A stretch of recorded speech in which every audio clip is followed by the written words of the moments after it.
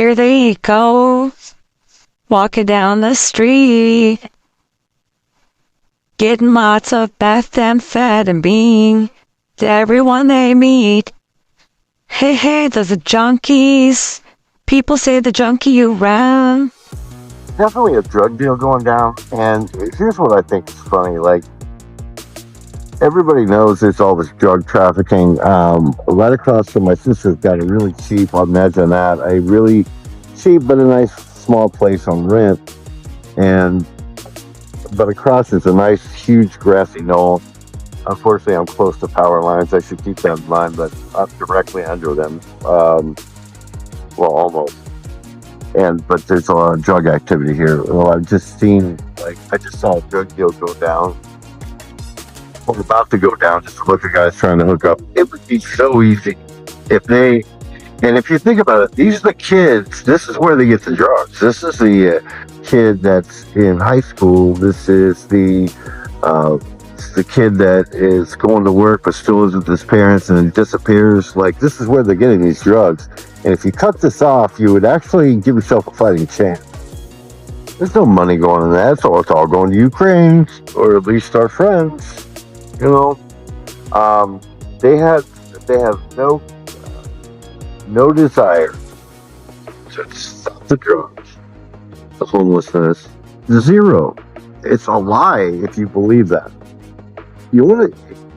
This is the video, and I rarely pipe in here. This is the video that turned it around. This exploits the reason that I'm a crazy enough fool to put myself out. You have to know, even if it's just one of you. I don't know how you can watch the next 6 minutes and not scratch your head or raise an eyebrow. And it's a pre-log. I invite you to watch the whole thing, but it explains really why I am the way I am. It would be easy to clean up this side of town, and they don't. It would be easy to clean up the United States, and they don't. And if you don't think this migration problem is a problem, it's happening all over Europe as well.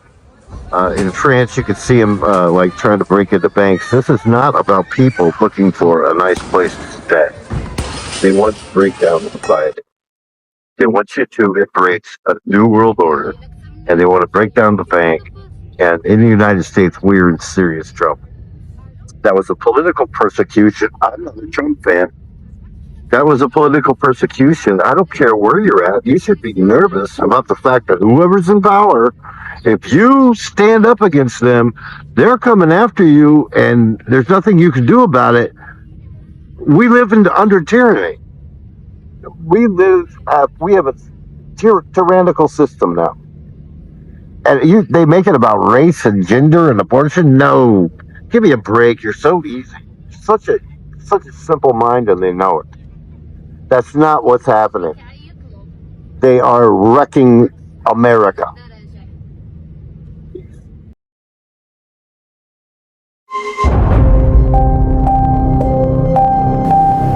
I feel like we're being pushed into civil war. Yes. Oh, of course.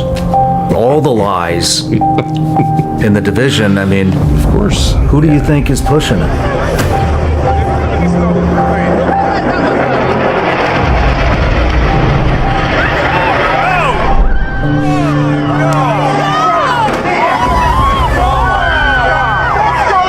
I've heard you talk several times on Building 7.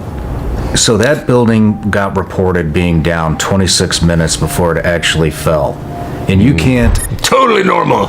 Now, more on the latest building collapse in New York. You might have heard a few moments ago, I was talking about the Salomon... There's a woman on TV talking, on BBC, talking about... Oh, I've seen it. Yeah, talking about how the building is already down, is already collapsed, and it's right behind her. Jane, what more can you tell us about the Salomon Brothers building and its collapse?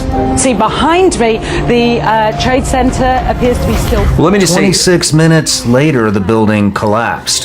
What do you think? Well, first of all, how dare you for noticing? That's the official position of Washington. Shut up. If your answer to a sincere question like, how did that happen, is shut up, it's to attack me for asking the question, then I know you're rotten. I know you're serving evil. I mean, that's the hallmark of it. You're attacking me for asking an obvious question? Really? Because I'm not a slave. I don't work for you. I'm a free man in a supposedly free country. Therefore, I have an inalienable right, which is to say given by God right, to ask obvious questions.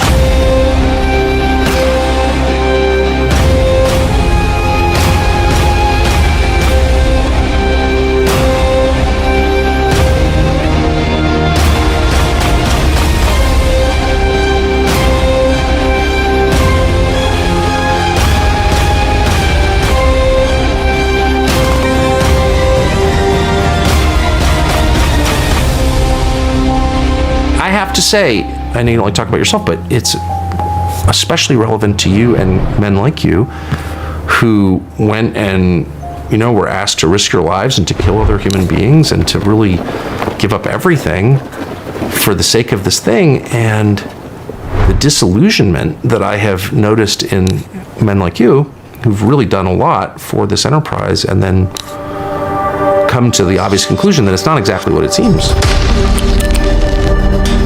We're trying to get into CIA. Yeah, as Vladimir Putin reminded me, I don't know how you knew that. And so when I applied to CIA, and I've taken a lot of crap, including from Putin, like, oh, you're from a CIA family. Well, yeah, obviously my father worked in conjunction with CIA. I mean, that's what that is. And I tried to join the CIA, but I'm not being false about it. I am a sworn enemy of the CIA at this point. With the backing of CIA, of course. The organization you wanted to join back in the day, as I understand. We should thank God they didn't let you in. Although, it is a serious organization. I understand. When did you kind of notice the weaponization of mainstream media? I didn't realize how totally corrupt. That there is no ideal at the center of it. He could have undermined the messaging so much that he can actually control exactly what people think, and that is our job. Control exactly what people think, and that is our job. It's actually the most corrupt institution in the United States by far. Curiosity died in the media. They're now officially opposed to Curiosity. I'm amazed by podcasts.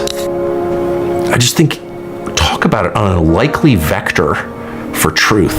That's why I'm sitting right here. It's why I was attracted to your podcast. By the way, on Sunday we learned, no big deal, that UFOs have been flying into restricted airspace off the coast of Virginia every day for years. What I find so striking about the UFOs, this is the main takeaway I have, but what I find so interesting, we know the government's lied about it. They're lying about it now. That's a fact. There's no way around that. They've absolutely lied about it in very elaborate ways. I am really struck, here's my current thinking on it. The main effort that the US government has put into its disinformation, its lying on this topic, has been not to mislead you on the technology. They're not telling me they don't have anti-gravity technology. It sounds from watching your podcast that they do. As soon as I looked past them, I could see this giant monolithic slab just sitting there. I mean, really? You know. Yeah. There are people in the media who specialize in spreading these lies on behalf of the government. I'm not going to name anybody, but like some of them work at the New York Times. Their main interest is in convincing you that the supernatural is not real.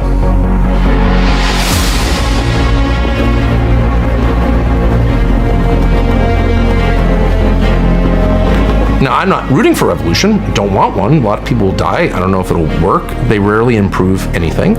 If the people rule, what possible justification could you have from hiding something from me? Because it's my government. Well, of course, the answer is because it's not your government. It belongs to the people who run it. The organization exists for its own sake, not for yours. You just pay for it. And that kind of justifies revolution right there.